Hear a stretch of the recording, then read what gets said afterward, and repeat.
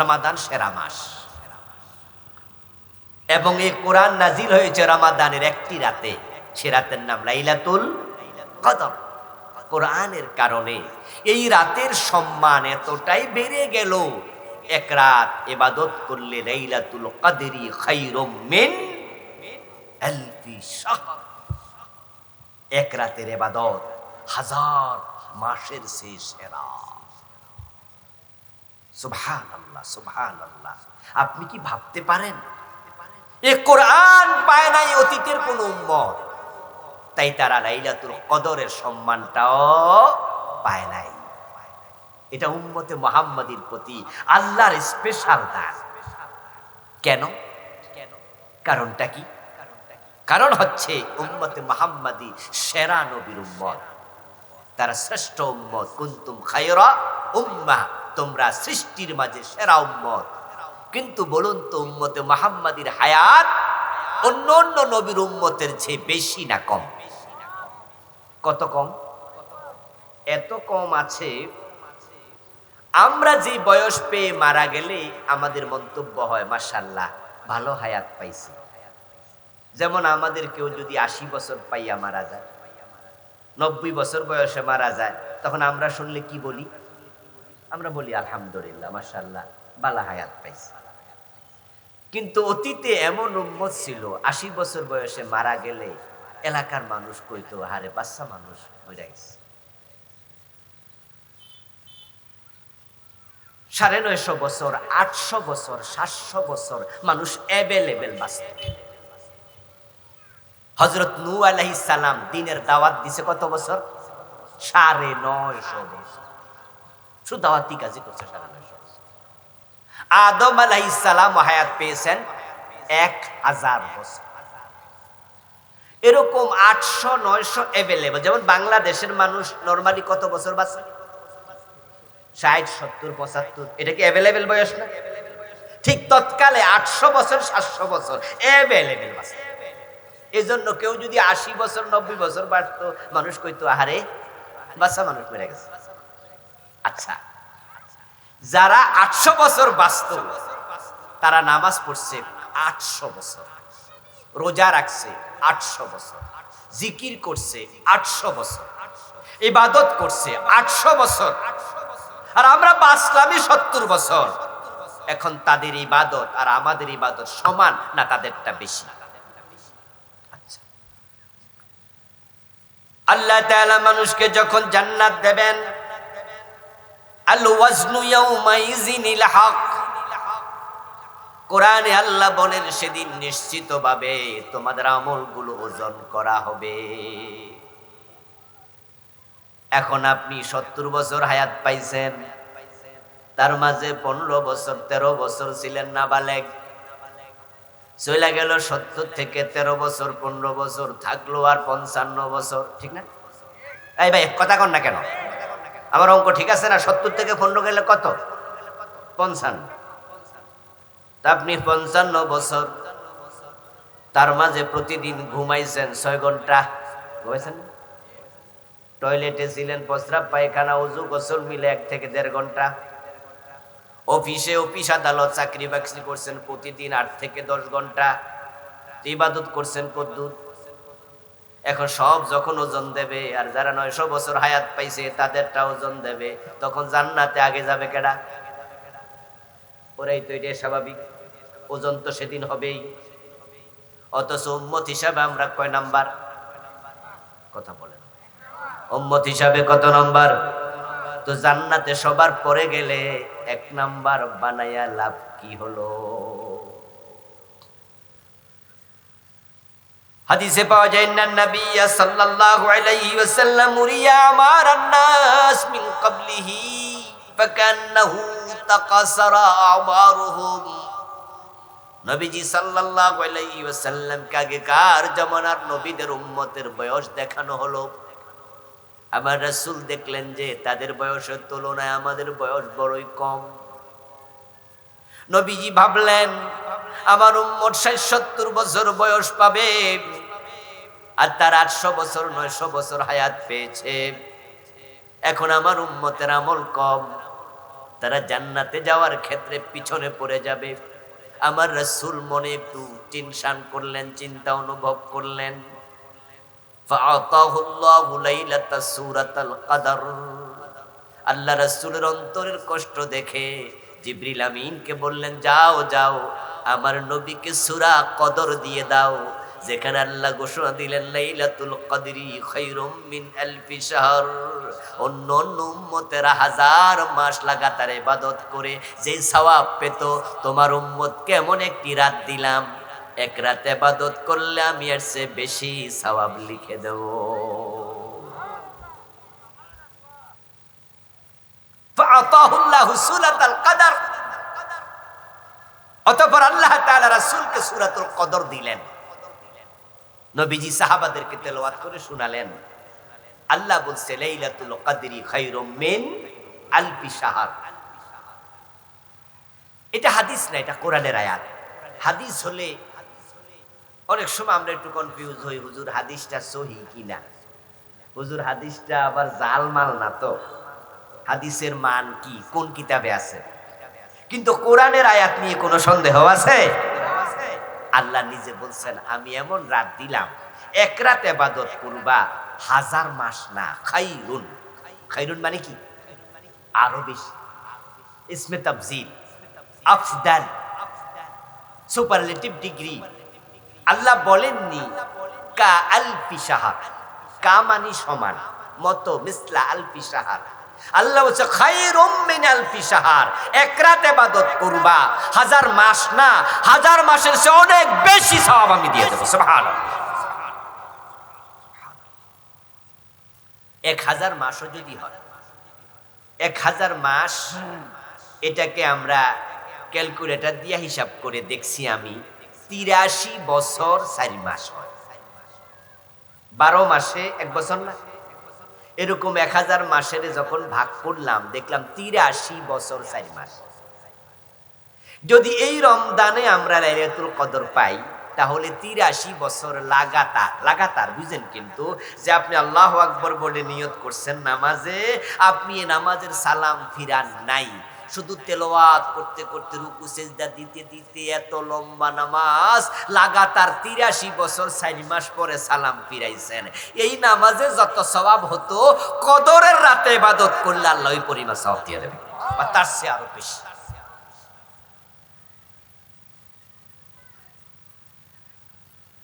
ইবনে কাসির আসছে, আন্না নবী সাল্লাল্লাহু আলাইহি ওয়াসাল্লাম যাকারা আরবাআতা মিন বনি ইসরাঈল, যাকারা আরবাআতা মিন বনি ইসরাঈল। নবীজি বনি ইসরাঈলের 4 ব্যক্তির কথা উল্লেখ করলেন। তাদের আলোচনা করতে সাহাবাদের সামনে, আবাদুল্লাহ 80 আমা ওয়া লাম ইয়াসুহু তারফাতা আইনি।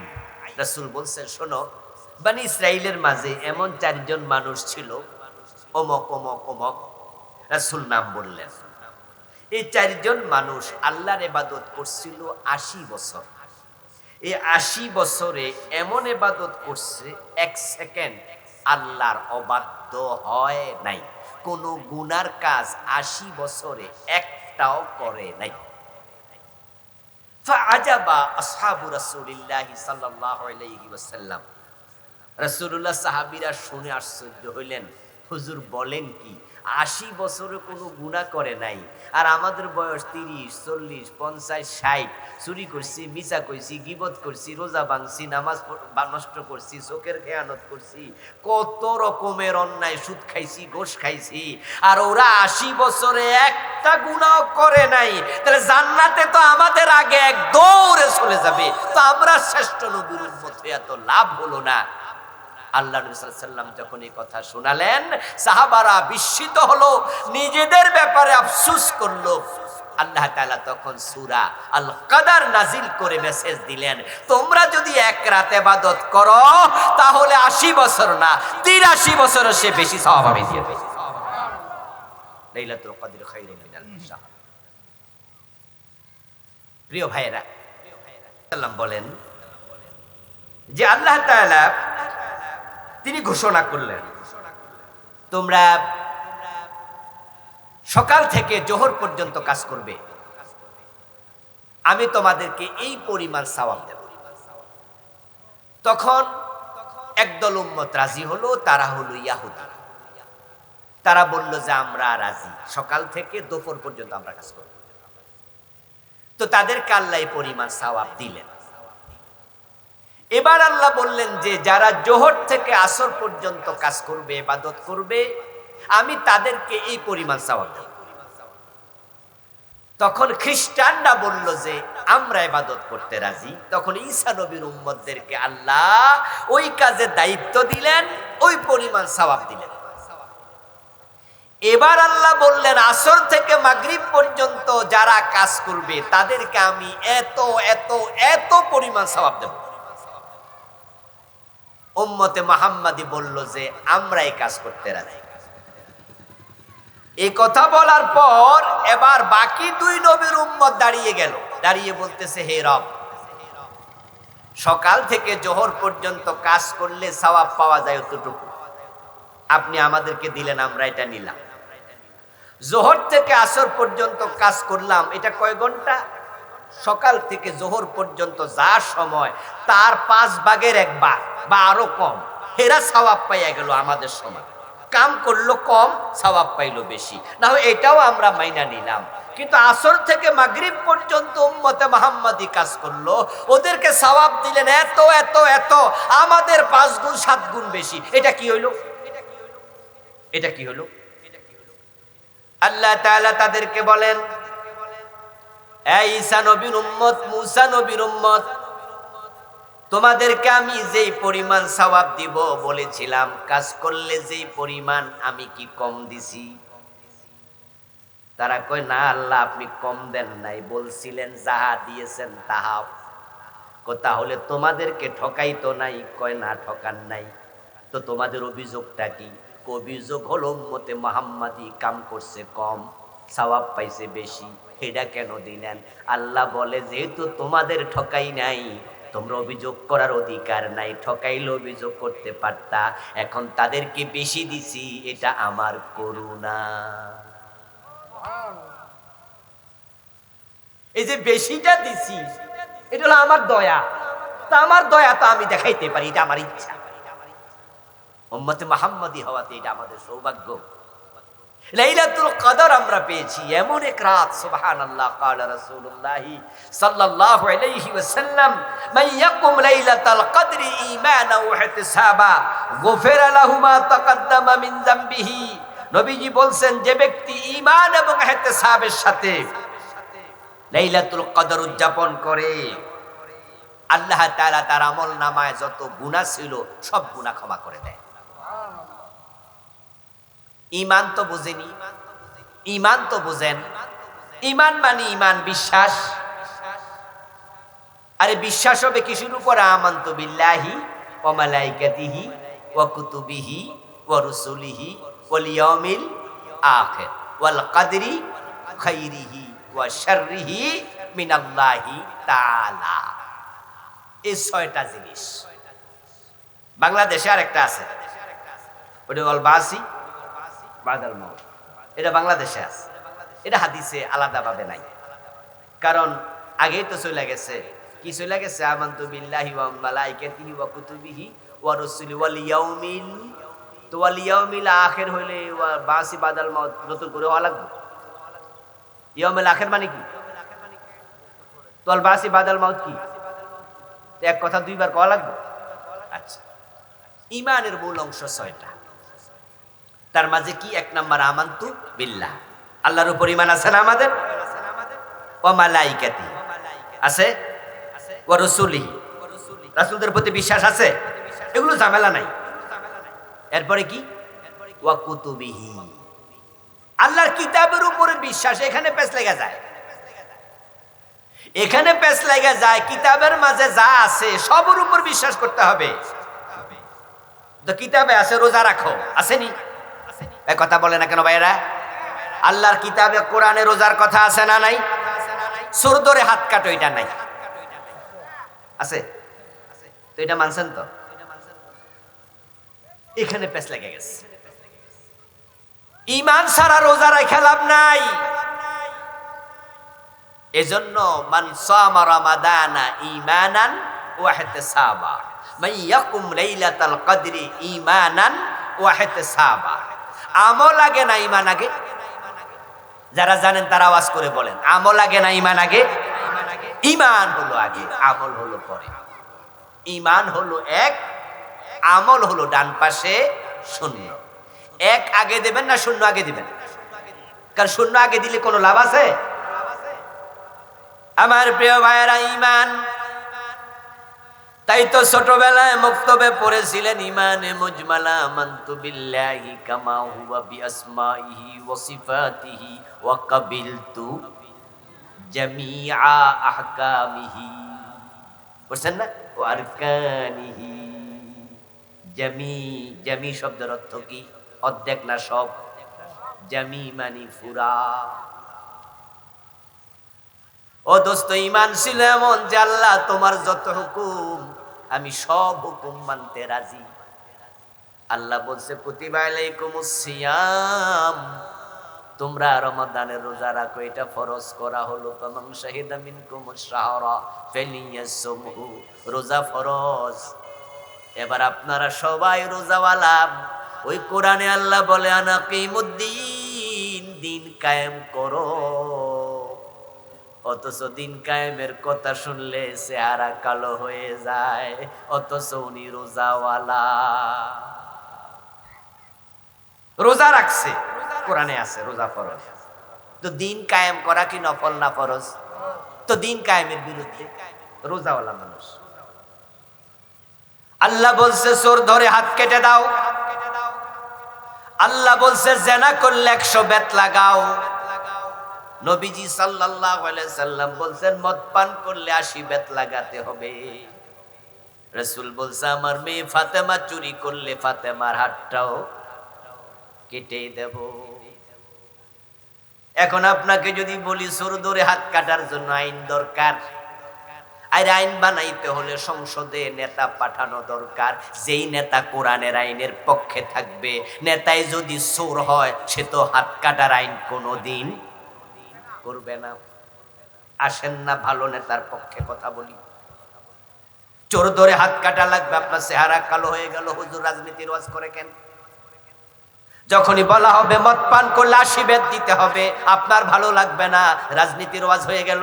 তো মদ পান করলে 80 বেত দিতে হবে, এটা আমার রাসূলের হাদিস। চোর ধরে হাত কাটতে হবে, এটা আমার আল্লাহর আদেশ।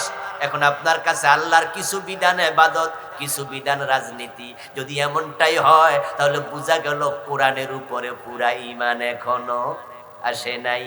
অথচ ওয়া কুতুবিহি ওয়া রুসুলিহি, এগুলো সব ঈমানের মৌলিক অংশ। এক জায়গায় ঘাটতি হলে বাকি জায়গায় ঈমান এনে কোনো লাভ নেই।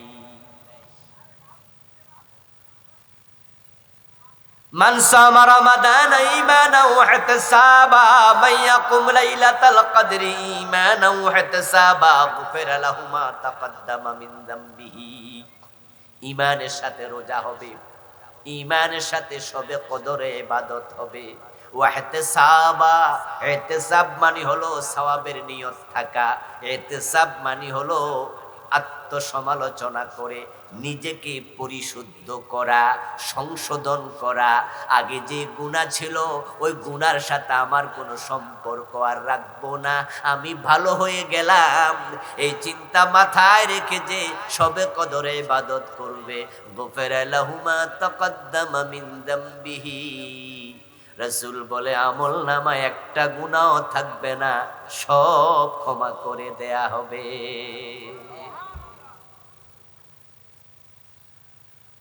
রাসূলুল্লাহ সাল্লাল্লাহু আলাইহি ওয়াসাল্লাম যখন শবে কদরের শেষ দশক রমাদানের প্রবেশ করতেন, তখন তিনি এত বেশি ইবাদত করতেন।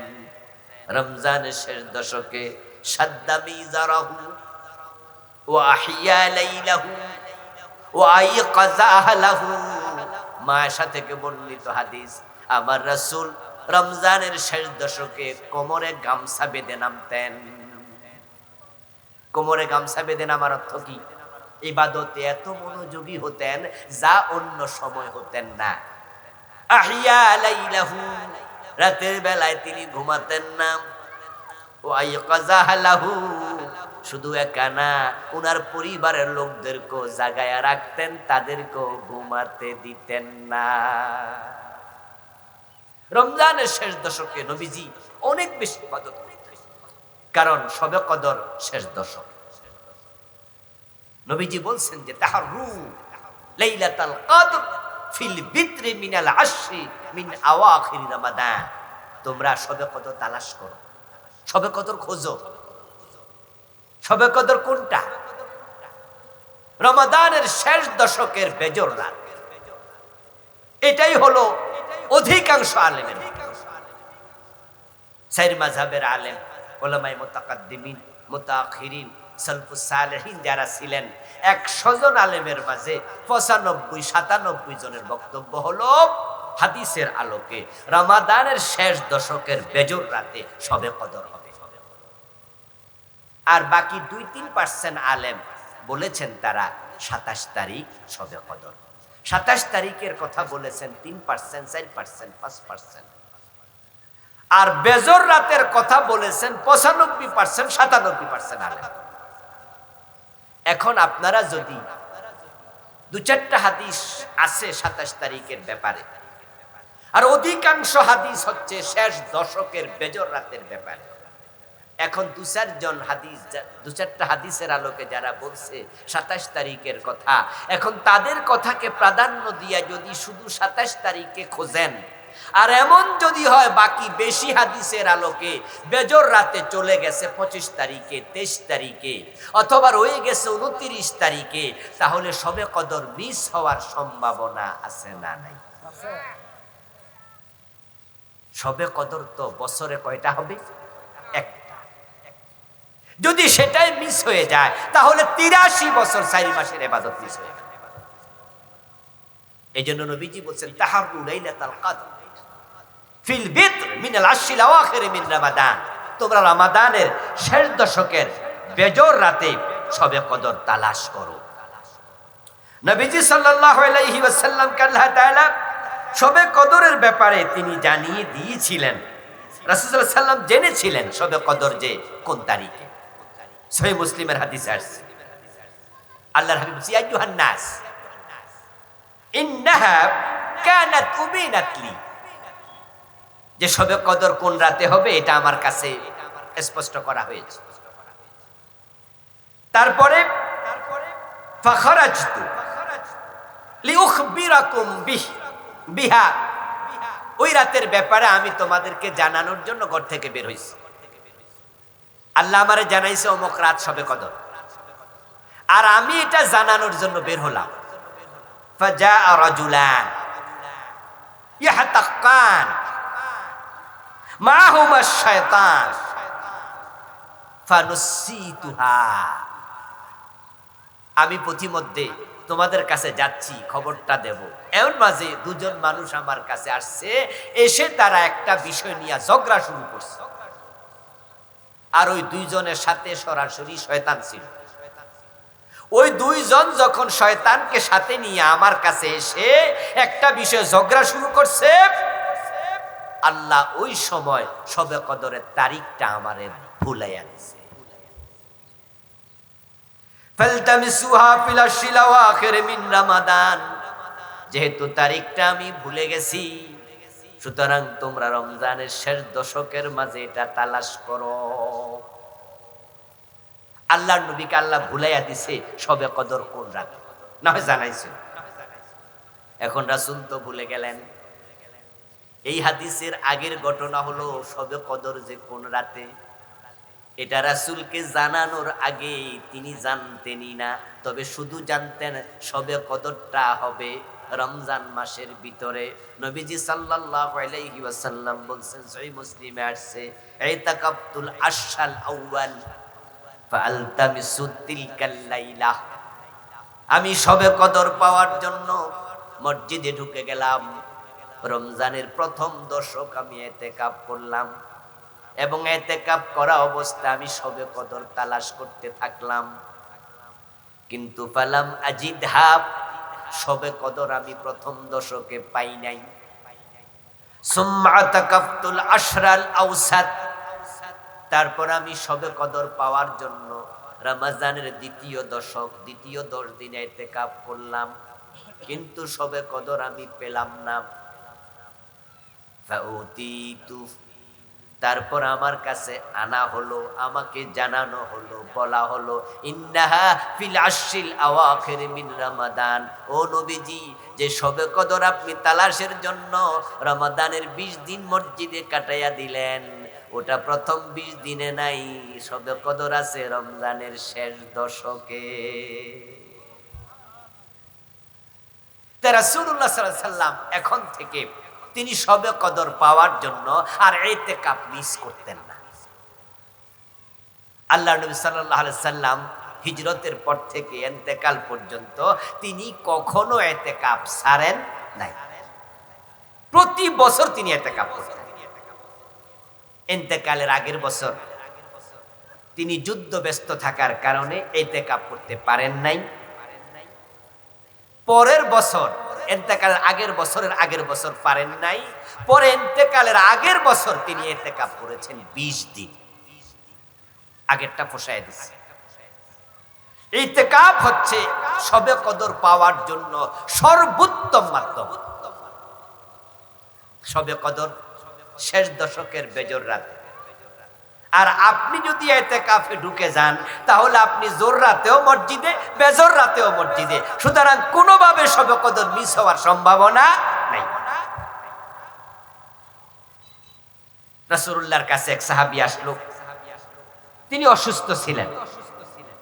ওই সাহাবী রাসূলুল্লাহর কাছে এসে বলছে, ইয়া রাসূলুল্লাহ, ইন্নী রাজুলুন শাইখুন কাবীরুন আলীলুন, হুজুর আমি একজন অসুস্থ বুড়া মানুষ, ইয়াশুক্কু আলাইয়াল কিয়াম, শবে কদর পাওয়ার জন্য শেষ দশকের প্রতি রাতেই ইবাদত করা, দাঁড়িয়ে থাকা, নামাজ পড়া, এটা আমার জন্য কঠিন, আমি অসুস্থ মানুষ।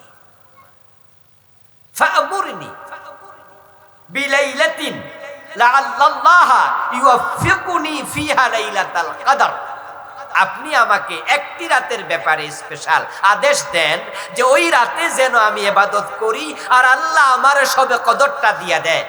আমি অসুস্থ মানুষ, প্রতি রাতে পারবো না, এক রাত জাগতে চাই, সে রাত কোনটা? কালা আলাইকা বিসাবিআ, এটাও আহমদের হাদিস, মুসনাদে আহমদের হাদিস, সহিহ হাদিস।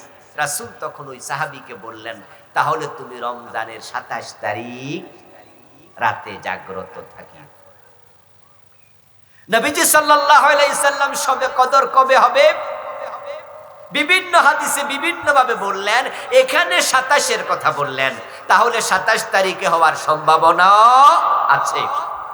তবে আরেক হাদিসে রাসূল বলতেছেন, ইন্নাহা তাতলুউশ শামস লা শুআআ লাহা, শবে কদর কোন রাতে হবে এটার ইঙ্গিত হচ্ছে যেই রাত চলে যাওয়ার পর সূর্য উঠবে, সে সূর্যের মাঝে অন্য দিনের মতো চমকানো আলো থাকবে না। এখন রাত চলে গেল, ফজরের পর সময় সূর্য উঠলো, তখন দেখলেন যে আরে আজকের সূর্যতে আলো কম, বুঝলেন যে তাহলে কত রাতে শবে কদর ছিল, তো বুঝা লাভ কি হলো?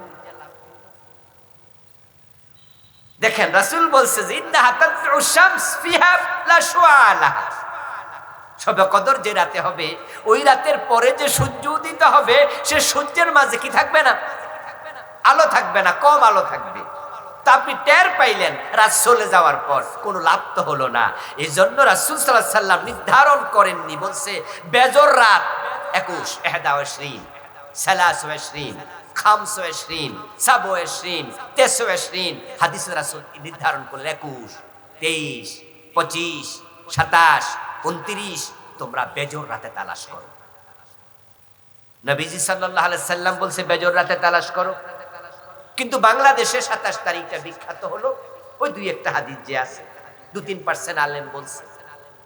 কেউ কেউ আরেকটু গবেষণা করছে, বলেন যে সূরা কদরের মাঝে ইন্না আনজালনাহু ফি লাইলাতিল কদর ওয়া মা আদরাকা মা লাইলাতুল কদর, পরে আবার আছে লাইলাতুল কদরি খায়রুম মিন আলফি শাহর।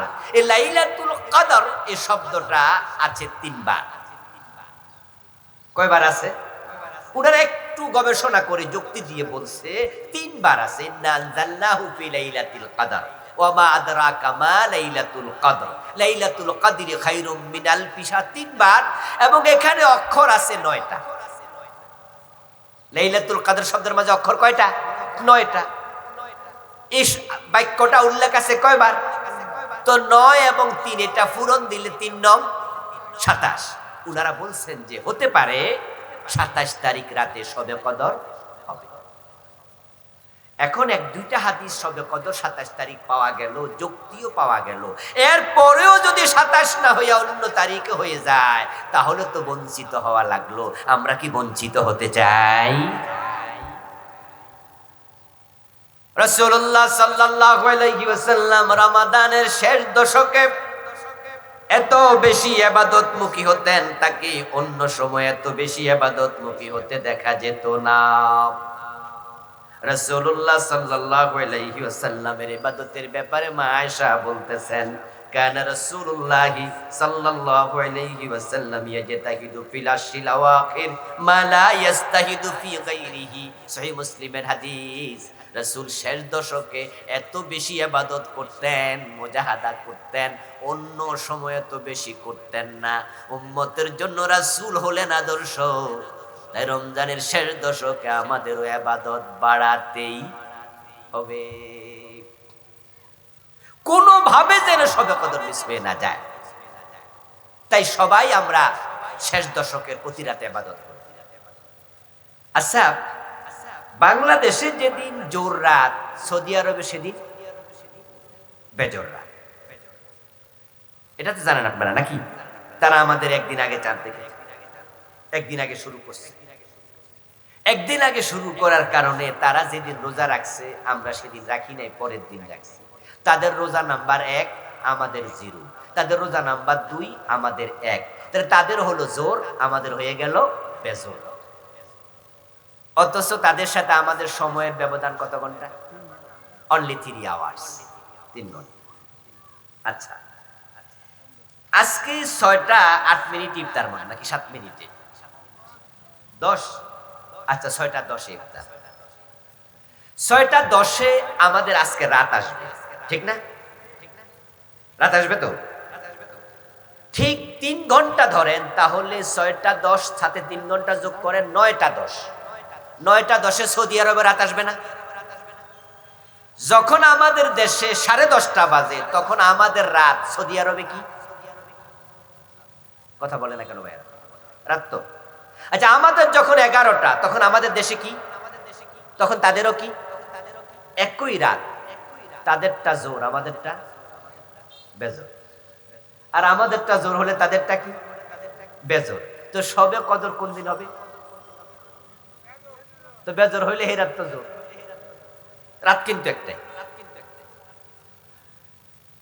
একটা ঝামেলা তৈরি হয়। একই রাত আমরা পেয়েছি মাত্র 3 ঘন্টার ব্যবধান। তারা পেল জোর, আমরা পেলাম বেজোর। ওই রাত যদি শবে কদর হয়, তারা বেজোর রাত হিসাবে ইবাদত করছে আর আমরা জোর রাত হিসাবে ঘুমাইতেছি। আবার যখন আমরা বেজোর রাতে ইবাদত করব, তারা জোর রাত হিসাবে ঘুমালো। আর যারা ইতিকাফে আছে এরা কিন্তু জোর বেজোর পুরাই।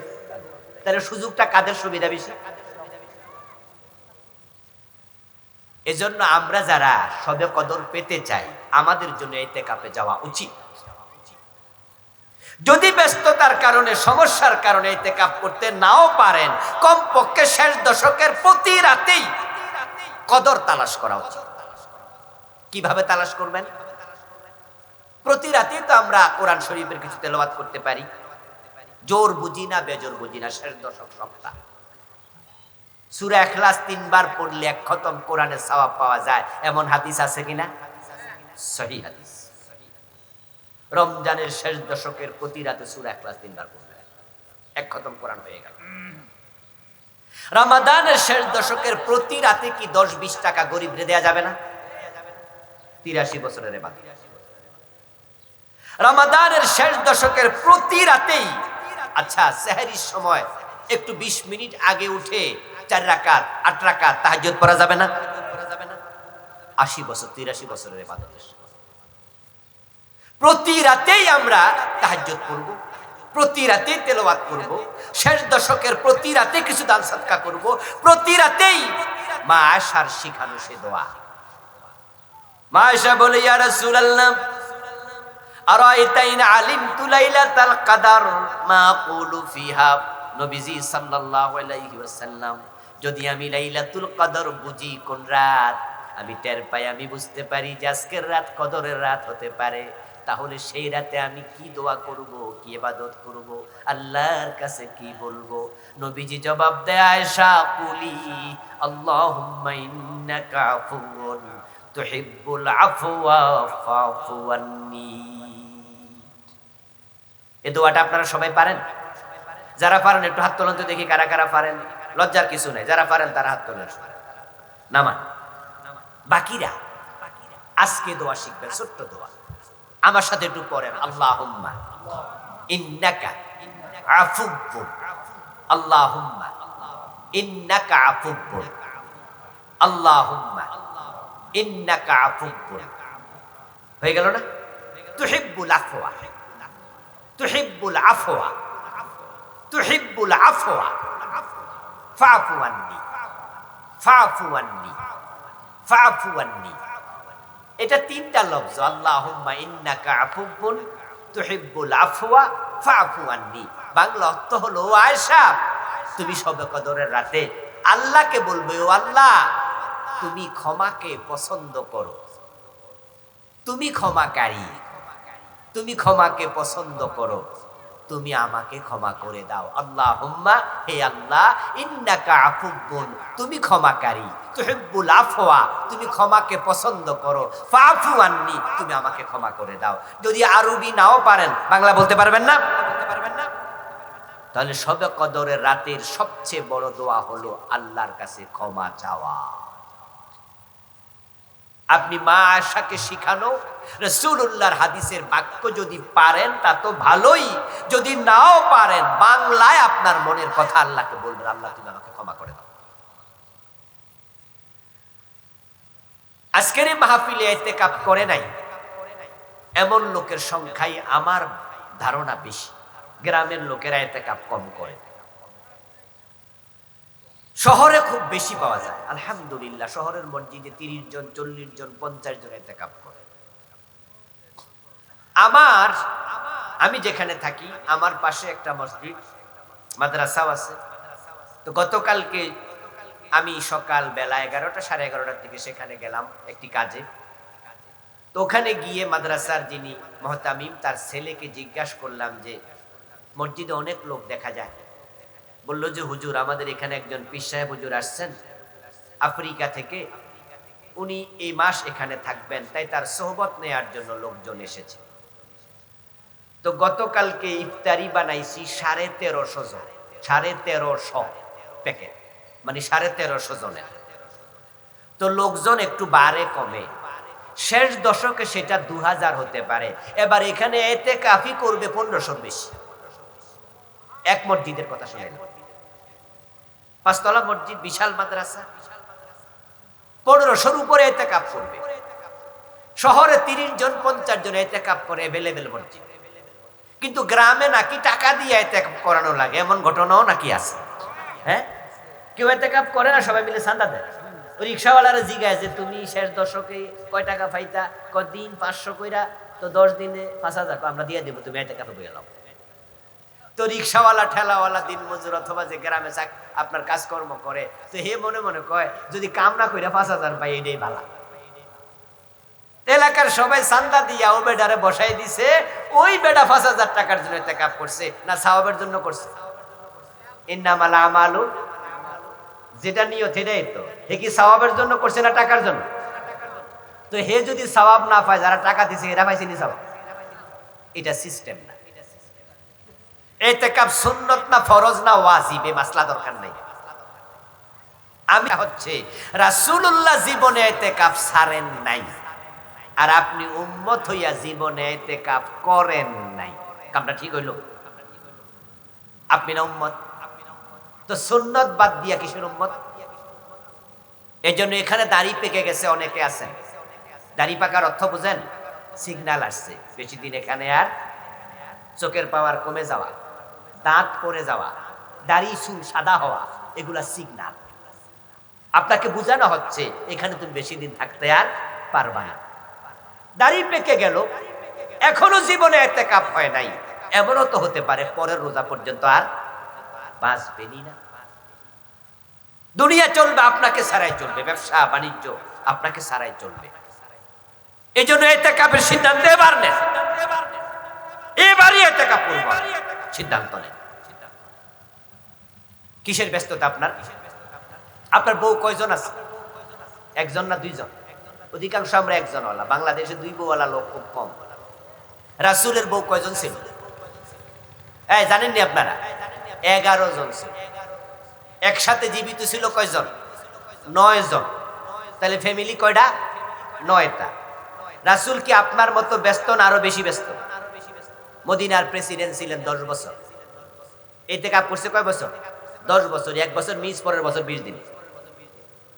মদিনার প্রধান সেনাপতি কে? রাসূল নিজে, 27টি যুদ্ধে সেনাপতি। মদিনার প্রধান বিচারক কে? মানুষ বিচারের জন্য কার কাছে যাইতো? রাসূল প্রধান বিচারপতি। তিনি প্রধান বিচারপতি, ইতিকাফ ছাড়ে নাই। প্রধান সেনাপতি, ইতিকাফ ছাড়ে নাই। 9 জন বউয়ের স্বামী, 9টা পরিবার সামলাইছে, ইতিকাফ ছাড়ে নাই। আর আপনার বউ একটা, আপনি বিচারকও না, আপনি সেনাপতিও না, আপনি রাষ্ট্রপ্রধানও না, আপনি কোন আপনার টাইম নাই, পাইছেন নাকি? এটা কি ওজর নাকি খামখেয়ালি? অধিকাংশ খামখেয়ালি করছে। এই জন্য আমি অনুরোধ করব, যারা জীবনে ইতিকাফ করেন নাই, কমপক্ষে এইবার রমজানে ইতিকাফ করবেন। আল্লাহ তৌফিক দাও, বলেন আমিন। সিদ্ধান্ত আপনি নেন, আল্লাহ সহজ করে দেবেন। শবে কদরকে গুরুত্ব দেন। রমজানে আসছে সাদাকাতুল ফিতির, যাকাত, এই ইবাদতগুলোর প্রতি মনোযোগী হন। সাদকাতুল ফিতির কখন দেবেন? দেবেন চাঁদ ওঠার পরে, এটা সুন্নাহ। ঈদগাহে যাওয়ার আগে দেয়া ওয়াজিব, চাঁদ ওঠার পরে দেয়া সুন্নাহ। ঈদগাহে যাওয়ার আগে আদায় করা ওয়াজিব। চাঁদ ওঠার 1 থেকে 2 দিন আগে দেয়া জায়েজ। সুন্নাহ কোনটা? চাঁদ উঠলে। জায়েজ কোনটা? 1-2 দিন আগে। বেশি দিন আগে দেয়া মাকরুহ। ঈদের নামাজের পরে দেয়া খেলাফে সুন্নাহ, কেউ বলছে এটা গুনাহ হবে। তাহলে আমরা ইনশাআল্লাহ সাদকাতুল ফিতির 28 বা 29 তারিখ এ জাতীয় সময় থেকে দেয়া শুরু করব। অবশ্যই ঈদগাহে যাওয়ার আগেই এটা দেব। কত টাকা দিবেন? সবাই একরকম? জি না, সামর্থ্যের আলোকে দিবেন। যাদের কিসমিসের দাম দেওয়ার সামর্থ্য আছে, একবার 1 সা কিসমিস, 3.5 কেজি কিসমিস দিয়ে দেবেন। খেজুর দেওয়ার সামর্থ্য, 3.5 কেজি খেজুরের দাম দিয়ে দেবেন, খেজুর দিয়ে দেবেন। সর্বশেষ আপনার যে চাল, যেটা আপনি খান, আপনার চালের 3.5 কেজির দাম দেবেন। অর্ধসা দরকার নাই, অর্ধসা গম এগুলো গেছে গা। আমিরে মুয়াবিয়ার সময় গমের দাম বেশি আছিল, খেজুরের দাম কম আছিল, এই জন্য উনি অর্ধসা গমের কথা কইছে। কিন্তু এখন গমের দাম, চালের দাম, এই দুটার মাঝে কম দাম কোনটা? গম। তো গম দিলে গরিবরা জিতে না ঠকে, তো ঠকাচ্ছেন কেন? এই জন্য আমিও কিন্তু 3.5 কেজি চালের দাম দেই, অনেক বছর ধরে দেই। ওই যে 110 টাকা ঘোষণা দিছে, এটা দেই না। আমি যে চাল খাই সে চাল 97-98 টাকা কেজি। তো 3.5 কেজি হিসাব করি, আমার পরিবারে যতজন আছে ওইটা দিয়ে দিই। চালও দিতে পারেন, টাকাও দিতে পারেন। যাকাত দিতে হবে যাদের যাকাত ফরজ।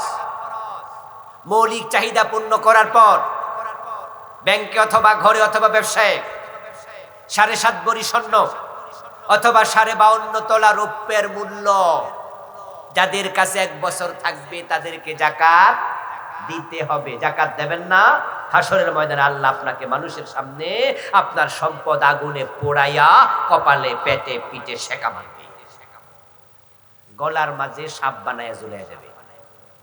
খুব সাবধান। এখন স্বর্ণের দাম 7.5 ভরির দাম বর্তমানে কত? প্রায় 10 লাখ টাকা। আর 52 ভরি রূপার দাম কত? 1 লাখ টাকা।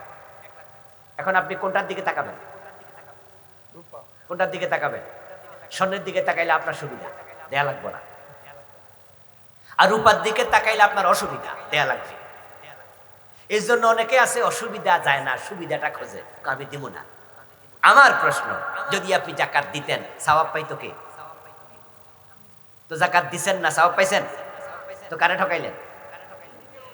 নিজে ঠকলেন। যদি আপনি জাকাত দিতেন গরিব পাইতো, জাকাত দিলেন না গরিব পাইলো না, তো গরিবরাও ঠকাইলেন। সব পাইলেন না, গরিবকে ঠকাইলেন, টাকা দিলেন না। যদি 1 লাখ টাকার দিকে তাকাতেন যে আমার তো 1 লাখ টাকা আছে, আলহামদুলিল্লাহ, আমি তো এমন লোকের জাকাত দেব যার কাছে 1 লাখ টাকাও নাই। যে আল্লাহ আপনাকে 1 লাখ টাকার মালিক বানাইছে, তিনি চাইলে কি ওর মতো ভিক্ষুক বানাইতে পারতো না? পারতো। ভবিষ্যতে পারবো না? পারবে? এই জন্য জাকাত দিন, গরিব হবেন না। জাকাত দাতারা গরিব হয় না। এখন কার কাছে কি পরিমাণ টাকা আছে আমি জানি না, খবর নেবেন। কাদেরকে জাকাত দেবেন? আত্মীয় স্বজন গরিব যারা, তাদেরকে 1 নম্বরে দেবেন। স্বাস্থ্য ভাই, খালতো ভাই, ফুফাতো ভাই, ফুফি, খালা, এই জাতীয় লোক যারা আছে, নিজের আপন ভাইকে জাকাত দেয়া যাবে, নিজের শ্বশুরকে জাকাত দেয়া যাবে, শাশুড়িকে দেয়া যাবে। স্ত্রী যদি ধনী হয় স্বামীকে জাকাত দিতে পারবে। জাকাত দিতে পারবে না বাবা ছেলেকে, ছেলে বাবাকে, বাবা মাকে, মা তার সন্তান। জাকাত দিতে পারবে না স্বামী তার স্ত্রীকে, কারণ স্ত্রীকে পরিপালন করা স্বামীর কি দায়িত্ব। কিন্তু যদি স্ত্রী চায় স্বামীকে দিতে পারবে, কারণ যেহেতু স্বামীকে পরিপালন করা স্ত্রীর দায়িত্ব না। আত্মীয় স্বজন জাকাত পাওয়ার অধিকার সবচেয়ে বেশি, তারপর অন্যদেরকে দেবে না। প্রিয় ভাইরা, কোন ইসলামী সংগঠনকে যদি জাকাত দিতে চান, ইসলামী সংগঠনকে জাকাত দিবেন বলে দেবেন, ওরা নিয়া যেন আপনাদের টাকাটা একসাথ কইরা তারা যারা জাকাত পাওয়ার মতো লোক তাদের হাতে দেয়। উনি একটা সংগঠনের নেতা, উনি বলল যে আমার কাছে জাকাত দেন, অথচ উনি জাকাত খাওয়ার লোক না। তা আপনি দিলেন, আমি দিলাম, সবাই দিলাম, ওনার কাছে 1 কোটি টাকা হইল। এই 1 কোটি টাকা যদি উনি চায় যে একজন মানুষকে 5 লাখ দেবে, 2 লাখ দেবে, 2টা গরু কিনে দেবে, সেলাই মেশিন কিনে দেবে, ব্যবসার পুঁজি দেবে, 1 লাখ টাকা দিয়ে দেবে, বলবে আগামী বছর তুমি আর ভিক্ষা করো না, ওই বেটা ওই 1 লাখ টাকা খাটাইয়া চাইলে সে আগামী বছর নিজেও জাকাত দিতে পারবে, ঠিক না? এই উদ্দেশ্যে যদি এই নেতার কাছে দেন, তাহলে ইসলামী সংগঠনের কাছে জাকাত দিতে কোনো অসুবিধা নাই। আল্লাহ তাআলা যে কথাগুলো বললাম আমাকে, যারা আমরা শুনলাম, সকলকে আমল করার তৌফিক দাও, বলেন আমিন।